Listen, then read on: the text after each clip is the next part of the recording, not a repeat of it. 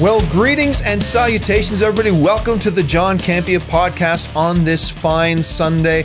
I'm, of course, your host, John Campea, and you may have noticed I didn't have any podcasts up this week because, like I mentioned on my social media, I was gone. I was down in San Diego, California for Comic-Con, and I wasn't able to bring like all my gear and everything I would have needed to do, and I certainly didn't have the time to do like full versions of the podcast while I was down there. So I just had to put the podcast on hold. I did as many videos as I could, and I couldn't bring all my gear. So all the videos you saw me shoot from down there at Comic-Con, I actually shot those videos on my cell phone. I shot the videos on my cell phone. I did bring this audio recorder right here that you can see. I brought the audio recorder so I could still have some decent audio, but I just didn't have the resources, and I had to bring this little laptop that I have, and it's incredibly slow at rendering compared to like the machine I have behind me. So like to render out a 5-minute video takes about 20 minutes. So to render out like a half-hour podcast or a 20-minute podcast would take like an hour and a half to 2 hours. So I just didn't have that kind of time. So I thought, you know what, I'll just pick up on the podcast when I get back. And I am now back. And one of the interesting things that I had to do down in San Diego, California was, and first of all, I had a great time at Comic-Con this year. I love going to San Diego Comic-Con. I just like being there because, and you might have heard me mention this before, but there's something that's incredibly good for the soul. Being around 100,000+ people who are crowded in the streets and crowded in a convention center. And everywhere you go, everybody's smiling and everybody's happy and everybody's having a good time and having the time of their lives. There's just something really good about being in that type of an atmosphere, being around that kind of energy. It's just amazing because, you know, you walk down the streets and you're like, your shoulders shoulder, and you're passing by hundreds of people, and like, without exception, they're all smiling and laughing and having a great time. You knew a lot of them probably had saved up all year and been planning for coming to this all year and came down with their friends or whatever, and they were just having a great time. There's something great about that. And of course, then being able to, together with a whole bunch of strangers, celebrate the world of creativity and celebrate the things that we love, whether it's television shows or movies or games or comics or what have you. And there's just something really great about that. And San Diego's a great town. I love getting down there, eating at a bunch of the great restaurants and all that kind of stuff. But here's the funny thing, though. I knew that going to Comic-Con, I couldn't stay for Saturday. And Saturday was the big day. Yesterday was obviously the big day because that's when the DC panel was, and that's when the Marvel panel was. So I could go, but I couldn't be there for Saturday. Well, why couldn't I be there for Saturday? Because I knew there was going to be a ton of videos to make, like 5, 6, whatever videos to make about news that was coming out of those panels. And I knew that if I was down there on Saturday, I would be getting those videos up incredibly late, like really, really late. And the irony is that I had to leave Comic-Con. So yesterday morning at 5 in the morning, I got on a train, came back to Burbank, and I got back to Burbank like around 8 o'clock in the morning. And being here with my Twitter feed in front of me and my actual editing computer, my editing machines and all that kind of stuff, my cameras, that I could actually make videos a whole lot faster and get them up and have them done with much better quality. So I actually had to leave Comic-Con to do my videos on Comic-Con for the Saturday stuff, which was kind of weird and funny. But hey, listen, guys, this is the podcast. And for the most part, what I like to do in the podcast is take the questions that you guys send me. How do you get a question to me? It's really simple. Just email me anytime at thejohncampeapodcast@gmail.com. Send them on in, and also make sure you're following me on social media, on Facebook and Twitter, because every once in a while I get on my social media and I ask you guys to send me questions there. All right, so with that out of the way, let's get to the first question of the day. And the first question today comes to us from Frans Stal, who writes, could you talk about the box office performance of Cars 3? It seems absolutely catastrophic for Pixar, but nobody is talking about it. Yeah, man, you are not wrong. Well, first of all, let's talk about Cars 3 for a second. I am a huge fan of Pixar. I think that they are not only the best animation movie studio in the business, I think they might be the best movie studio in the business. When you look at their record, a huge, high percentage of the movies that they produce are killer, are just great movies. And no other studio has that kind of success record. Not Disney proper, not Warner Brothers, not Universal, not Paramount. I mean, when the percentage of films that Pixar makes that end up being amazing films is incredibly, a really big high number. So I love the company. Whether you're talking about films like Ratatouille, you're talking about The Incredibles, or you're talking about WALL-E, or you're talking about Up, or you're talking about Toy Story 1, 2, or 3, or you're talking about Monsters, Inc., and yada, yada, yada, it goes on and on and on. This studio just cranks out great stuff. The one big exception to that, and not that everything has been great, but the one glaring exception, I should say, has been their Cars franchise. Now, I didn't mind the first Cars movie. I thought the first Cars movie had some upside to it, although it wasn't great. The second Cars movie, I thought was quite poor. And then the third Cars movie, I thought was just a disaster. I found nothing entertaining about Cars 3. And I'm a huge Pixar fan. I want to love the stuff that they produce, but I just thought it was, quite frankly, a piss poor movie. And it seems like I'm not the only one who kind of feels like Cars is kind of in the shallow end of the gene pool for Pixar when it comes to quality films, because we saw a massive drop in the box office. Okay, so let's put this in perspective. Okay. Cars 1 made $462 million worldwide. That's a pretty good number for an animated film like that. Cars 2 made even more money. It made $562 million at the worldwide box office. However, Cars 3 took a massive dump, and it was an expensive film to make too. Cars 3, okay, so Cars 2 made $562. Cars 3 dropped by more than half. Cars 3 made $223 million at the box office. It is a certified, for the amount of money that it cost to make that movie, it's a certified bomb for Pixar. And that is not something you're used to hearing associated to Pixar's name, is a bomb. It just seems completely alien. The notion seems preposterous, but a bomb is what it was. And, it begs the question, understanding that generally speaking, the population, the movie-going audience didn't love the Cars films. I mean, little kids love them. That's great. But the great thing about Pixar is their appeal is to all generations. Children, teens, adults, seniors, everybody loves the good Pixar films. Cars, the franchise, has been a big exception to that. It's been the one thing that's gone against the DNA of Pixar. And it seems like it's been a play just to play to the kids. So why would they make Cars 3 in the first place? I think the answer lies in John Lasseter. John Lasseter, who is the visionary genius behind Pixar. He's also the head of Disney Animation. So he's the head of both of those animation studios, Pixar and Disney. And the dude's a visionary and an absolute genius. But Cars is his baby. And I remember watching a bunch of the stuff, the behind the scenes stuff with the first Cars movie, and John Lasseter saying this is a passion project for him. He grew up, with his family in a family car going up and down Route 66, and, the Americana of it all, and what a deep, important place that holds in his heart and all that kind of crap. And it's not crap, it's good stuff. But, it was a passion project for him. And he was going to be insistent on making a Cars 2. And I'm sure that despite the fact that everybody hated Cars 2, he wanted to make a Cars 3. And, he's John Lasseter. He's the head guy, and he is a genius. So if he says we're going to make Cars 3, you make Cars 3. I just really hope at this point that Lasseter has learned his lesson, that we don't care about Cars. We don't want to watch more Cars movies.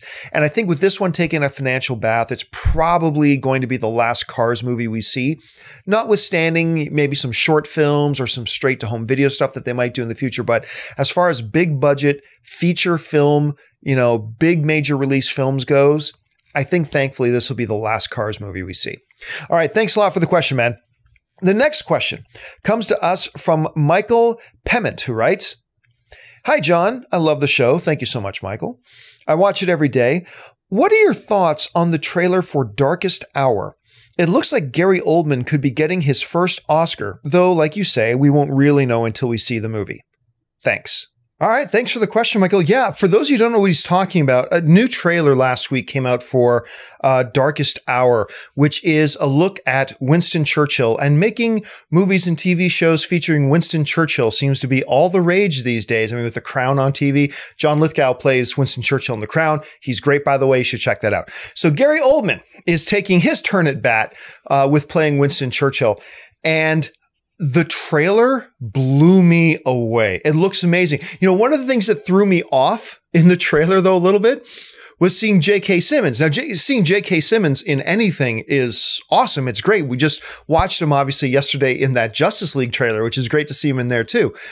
But it's really weird because I've never seen J.K. Simmons do an English accent before. That was totally new for me. So that kind of took me a minute to wrap my head around that. But anyway, it's obviously during the movie takes place during the really key moments during World War II and the conflict with the German army and all that kind of crap. And the trailer, to me, like, I didn't know what to expect. I thought, honestly, I thought it was going to be kind of a dry, like just history look. And history films and films that look at real life events can be awesome. I'm usually a sucker for a lot of them, but for whatever reason, I just had this feeling that Darkest Hour would just be kind of a dry one. You know what I mean?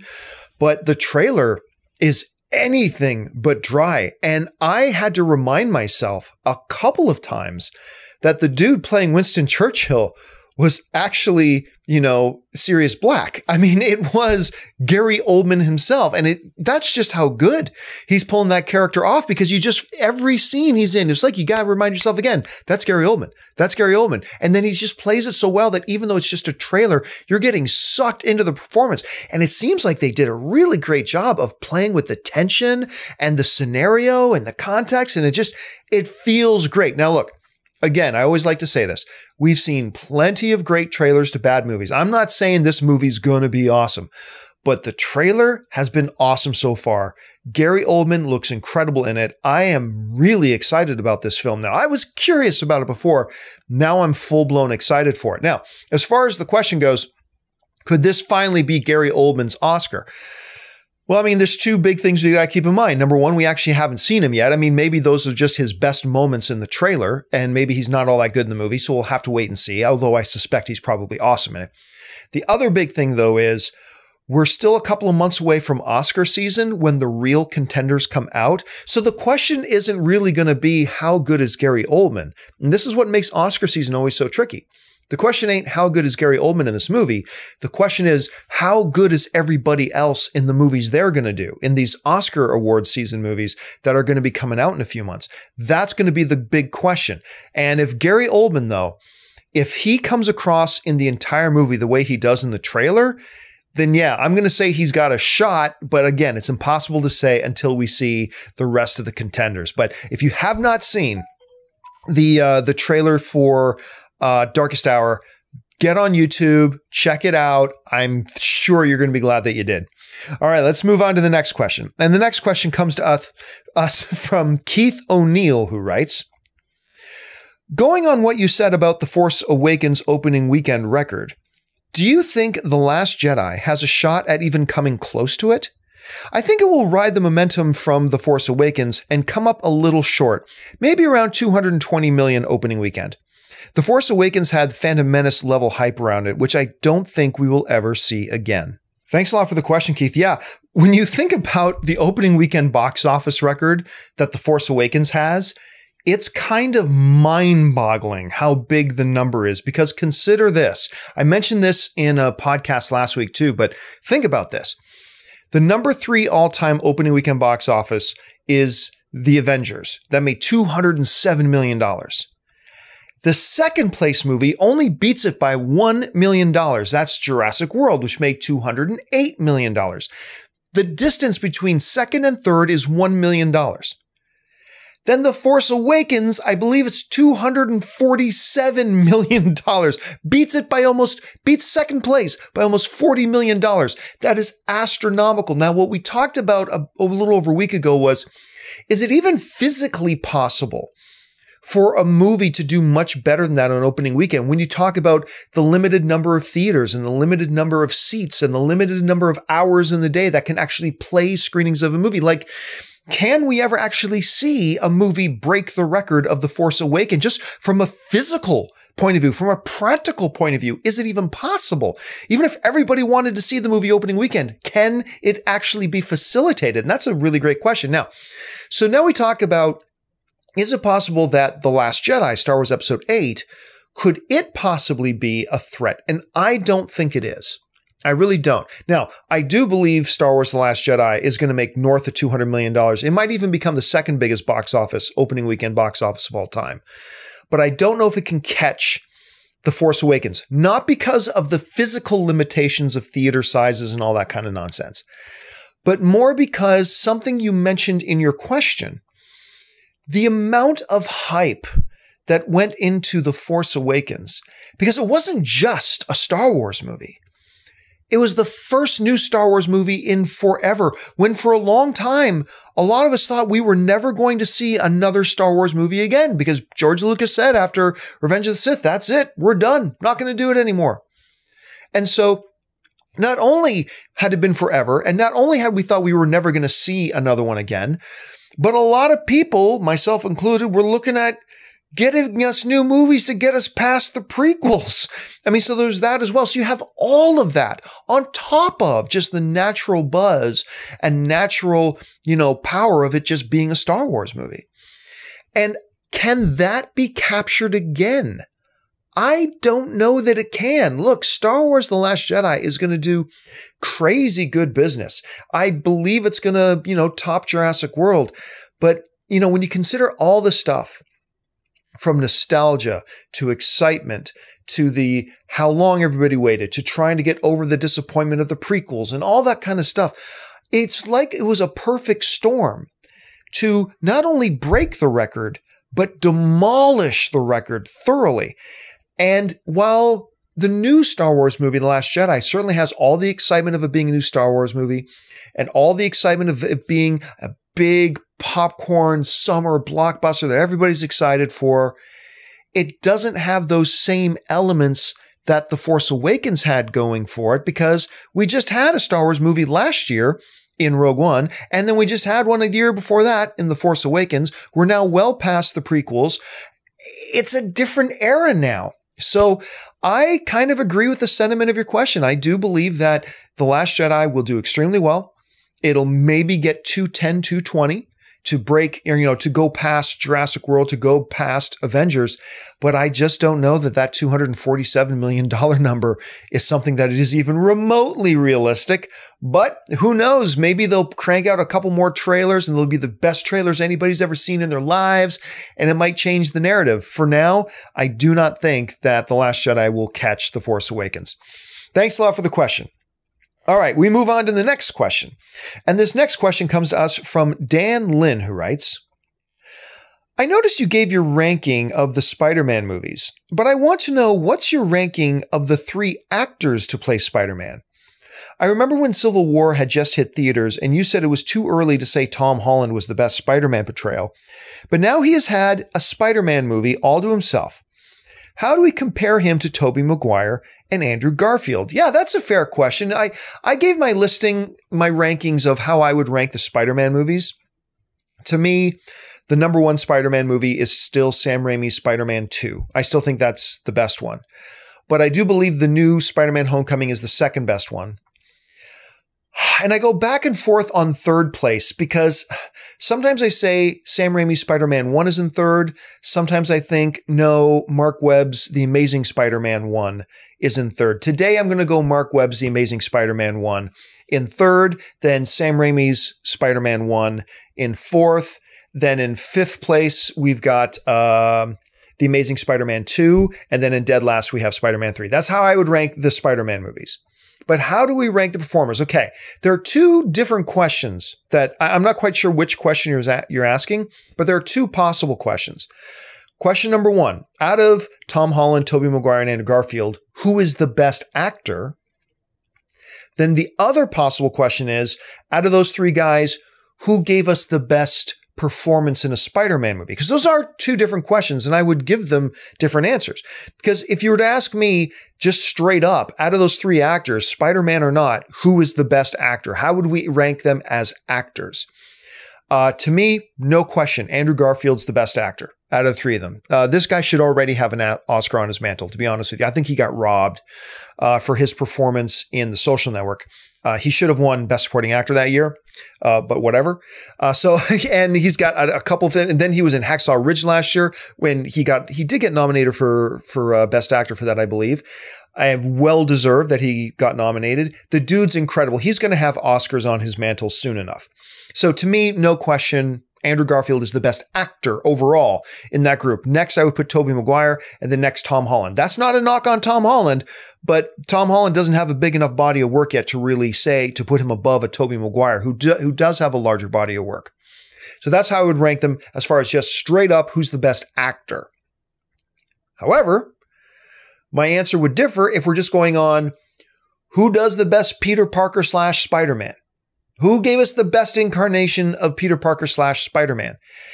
And my answer is going to look quite different from the best actor overall thing. My number one now, because remember, when Civil War came out, and everybody's going, oh my God, Tom Holland's the best Spider-Man ever. I was the one going, hold your horses, everybody. He was in 2 scenes in Civil War. Amazing scenes, but 2 scenes. Everybody catch your breath for a second, okay? Let's not get carried away. It's too small of a sample size. Well, now I've seen Spider-Man Homecoming, and you know what? I just think he's given us the best Peter Parker / Spider-Man yet. I think his interpretation and his manifestation of Peter Parker / Spider-Man is the best we've seen yet. Not that I think Homecoming is the best Spider-Man movie so far, because I still think Spider-Man 2 takes that crown. But, you know, I just look at what Tom Holland did. He so embodied Peter Parker. He so embodied the spirit of Spider-Man. And I'm sure part of that is because he was building off of and being able to watch and study from the work that was done before him by Tobey Maguire and by Andrew Garfield. But I would say, yeah, number one would probably be Tom Holland. Number two, and I know a lot of people are going to disagree with me on this, and that's fine, but I would say Andrew Garfield. I just felt, again, not that any of Andrew Garfield's Spider-Man movies were as good as Spider-Man 2, which was a Tobey Maguire movie, but I just thought that Andrew Garfield really got Peter Parker. I just really think he got it. Now, I think Tom Holland went even above and beyond that, but I just really felt like he got it. And then in third would be Tobey Maguire, who also did a great job in the movies. And I think what Tobey Maguire did was he kind of gave his version of Peter Parker. Like I remember all the time watching those original movies, I never really felt like I was watching Peter Parker when Tobey Maguire was playing it. I always felt like it's a Tobey Maguire version of Peter Parker, which served the movies great because his movies were wonderful. Again, I think Spider-Man 2, which is a Tobey Maguire one, is the best Spider-Man movie we've ever had. So yes, best overall actor, I would go Andrew Garfield, Tobey Maguire, Tom Holland. Best performance as Spider-Man, I would go Tom Holland, Andrew Garfield, Tobey Maguire. But all three of them great in both categories. I'm super happy with it. I love, you know, the first 2 Spider-Man films, not the third one. I really love the first The Amazing Spider-Man, not so much for the second The Amazing Spider-Man. And I really love Spider-Man Homecoming. So that's how I would rank them. But I'm curious, what do you guys think? How would you answer that question? Both versions. I almost did this. Best overall actor and number 2, should have done it this order instead. Best overall actor and best performance as Peter Parker. Jump into the comments section and let me know how you guys would rank them. Because I'm sure it's subjective. I'm sure you guys will have different answers than me. And that's the best part about being film fans. All right, let's move on to the next question. And the next question comes to us from Duncan Butler, who writes, my question is regarding Blade Runner 2049. Not to spoil anything from the original film, but do you think we'll get a better idea of who Harrison Ford's Deckard is in this new film? Also, I know you aren't the biggest Blade Runner fan, but are you excited for the sequel? Yeah, I'm one of the few mutants in the world that I'm not a big fan of Blade Runner. I've never liked the original Blade Runner film. And all my friends and all my colleagues and people who are much smarter than me love Blade. I know it's sacrilegious to say anything other than Blade Runner is a classic. And it is a classic. There's no doubt about it. There's no doubting the importance that that movie plays and the place it has in history. But I'm not going to lie to you guys just to try to look cool. I'm going to be honest with you. And my honest thing is, even though I know tons of people love it, it's just never clicked with me. So that's my kind of, experience with Blade Runner and approaching that. Now, the first trailer I remember came out for Blade Runner 2049 a while ago. And I also was not impressed with the trailer. I did not think the trailer looked at all interesting. And I remember thinking, I only think people are buzzing about it and hyping about it because the name Blade Runner's in it. If this movie had any other title and you saw that same trailer, I didn't think anybody would be talking about it. But then the new trailer came out like last week or 2 weeks ago or something like that. I'm on board. I liked the trailer a lot. This trailer, for whatever reason, I can't quantify why, but this second trailer did a lot more for me as a potential new audience member. Like, it just suggested some things and showed me pieces of the puzzle that got me, salivating a little bit, that I wanted to see it. And so, job well done on the second trailer, because I'm not a traditional Blade Runner fan, and I did not like the first trailer, but this trailer hooked me. And for the first time, ever since they started talking about doing another Blade Runner movie, I'm really interested in seeing this film. That's how good I thought this second trailer was. Now, as far as your question about, do I think that this movie is going to give us any more, insight into who Deckard is? And, the movie is decades old, so I'm not going to worry about being spoiled, okay? If you're worried about having some of the original Blade Runner spoiled for you, just fast forward for a bit here. But the movie is forever old. I thought that question was already answered by Ridley Scott a while ago. I thought Ridley Scott came out and could pretty much confirm that, yeah, Harrison Ford's Deckard is a replicant. He is a replicant. And that would make a lot of sense because in this trailer, when now Harrison Ford's character is in hiding and he says, "I've been hunted," that sounds like something that would happen to a replicant. So I think he is a replicant, but he's the only replicant. Because remember, replicants burn out fast and they die quick.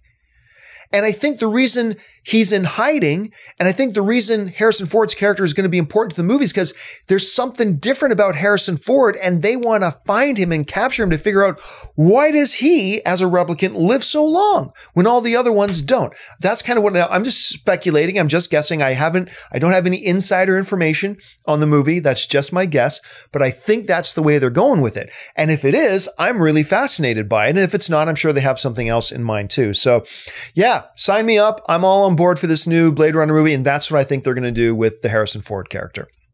All right. The final question of the day comes to us from Chris Flener, who writes, "Do you think Avengers Infinity War will be the movie where we finally get to see and hear Captain America yell out his famous line, 'Avengers Assemble'?" Well, I think if you guys remember, I think it was Age of Ultron, Avengers Age of Ultron. They end that movie teasing that. Because remember, they're all standing around in the new headquarters and all the new Avengers are there.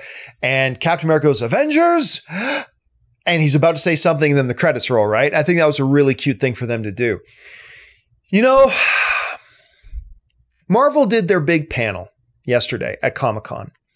And they showed the Infinity War footage again. The same footage that they showed at D23. This time they showed it at Comic-Con, and once again, they did not release it for the wide audience to see.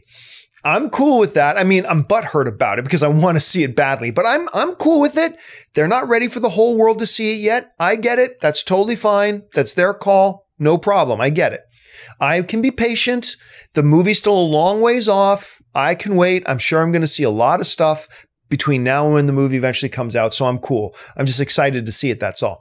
But it really does raise the question about not just will we see Captain America get to utter his famous phrase, "Avengers Assemble," especially when you consider the context going into it. Like, the Avengers right now are divided. You still have Iron Man's side, you got Captain America's side, who's still a fugitive from the law, all this kind of stuff.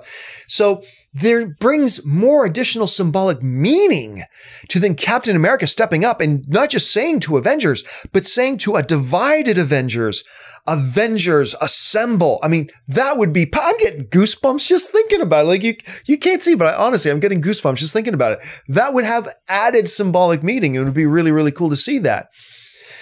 Do I think they're going to do that? It's tough. I mean, because without seeing the footage, I'm not really getting a sense about how far into the story Avengers 3 is going to be. And then how much is going to be left over for Avengers 4? Like right now, for instance, I simply don't know if in Avengers 3, which is being called Infinity War, if we're going to see the two different sides and all the warring fractions within the Avengers come together to fight Thanos. Or is Avengers 3 going to be different people trying their own ways to stop Thanos, but they don't come together yet, and they ultimately come together in Avengers 4? So I don't know yet. So in order to answer the idea, are we going to get to see Captain America yell out Avengers Assemble? I think I'm going to have to see a trailer first to kind of get an idea about what we're going to get. What are we going to get in Avengers? Are we going to get a movie where we see the Avengers reunited to all come together to fight Thanos? Or are we going to get a movie where we're seeing all these various different superheroes who are used to winning battles individually, and maybe as smaller subgroups try to take on the threat that Thanos poses and fail, which then sets us up for Avengers 4, which then they all come together and do something. I mean, I just don't know yet. So it's impossible to answer the question, do I hope? But I will say this. I think somewhere, whether it's in Avengers 3 or whether it's in Avengers 4, I think somewhere in there, we are going to see finally Steve Rogers yell out the mighty battle cry, Avengers Assemble. And I think you're going to hear theaters across the country erupt in joyous celebration when it actually does. But yeah, at this point, though, we're still asking ourselves, what are we going to get in this Avengers Infinity War movie? Really, what are we going to get? And I'm excited to find out the answer to that. Anyway, guys, that will do it for me for this installment of the John Campea podcast. Thank you so much for joining me. Listen, guys, I want to remind you that, hey, if you're watching this means you got the internet and you got either a computer or a mobile phone or something. Like, you're rich. We are rich people. There are a lot of people in the world who are not. And there are children around the world who are like starving. And I know if you're like me, and I'm sure a lot of you guys are, you've always wondered, but it seems like such a big daunting problem. Well, thank goodness there's this app called Share the Meal. It makes changing the world really easy and really satisfying to do at the same time. All you do is you pull out your phone, you open up the Share the Meal app, you just tap the button that says Share the Meal, and you donate $3.50. And that $3.50 feeds a hungry kid for a week. Just like that, you've changed the world for somebody. And you know, for me personally, I just make going out to eat my reminder to pull out my phone and hit Share the Meal. So it's like I'm adding $3.50 to my food bill when I go out to eat. Except instead of just getting, you know, an extra hot dog, I'm actually feeding a kid for a week, which is amazing. I got addicted to it. I think you'll get addicted to it too, because I know all of us, deep down, we want to make the world a better place for somebody, and there's no easier way to do it. Hey guys, once again, if you want to get an email to me, just email me anytime at thejohncampeapodcast@gmail.com. Follow me on social media, on Facebook and on Twitter at John Campea. While you're here, please click subscribe to my YouTube channel. And if you like this show, please, by all means, share it around, put it on your Facebook page, put it on your Twitter page, do whatever you'd like to do with it. That would be awesome. So anyway, guys, that'll do it for me for today. I'll be back again next time. And until then, bye-bye.